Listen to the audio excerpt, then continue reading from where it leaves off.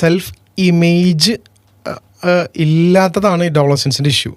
Self image ഇല്ലാത്തതിൻ്റെതാണ് എന്ന് വെച്ച് കഴിഞ്ഞാൽ കൺഫ്യൂഷനാണ് അവർക്ക്. അതെ. Okay, self image means it gives A confidence for them.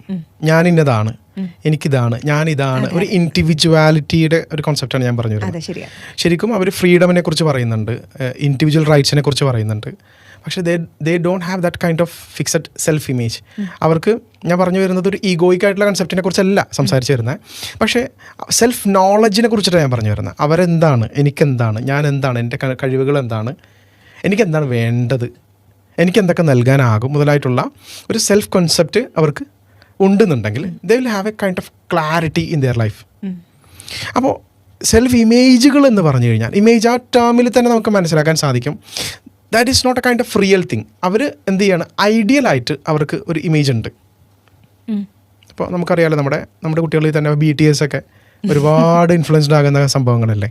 എനിക്ക് തോന്നുന്നു അത് മാത്രമല്ല, ഒത്തിരി കാര്യങ്ങൾ കൊണ്ട് നമ്മൾ നോക്കിക്കഴിഞ്ഞ് കഴിഞ്ഞാൽ ഇവരെല്ലാം ഒരു ചെറിയ സ്പാൻ ഓഫ് ടൈമിൻ്റെ ഉള്ളിൽ ഇങ്ങനെ മാറിക്കൊണ്ടിരിക്കുകയാണ് ഐഡൻറ്റിറ്റീസ്. ഇപ്പോൾ ഇതാണ്, അടുത്തത് ഇതാണ്, ഇങ്ങനെ ഷിഫ്റ്റ് ചെയ്തുകൊണ്ടേയിരിക്കുകയാണ്. And they are not satisfied with what they are. ഇതെന്തായിരിക്കും സ്വാഭാവികമായിട്ട് സംഭവിക്കുക, അവരെ വളരെ അൺസെറ്റിൽഡ് ആക്കും എന്നുള്ളതാണ്.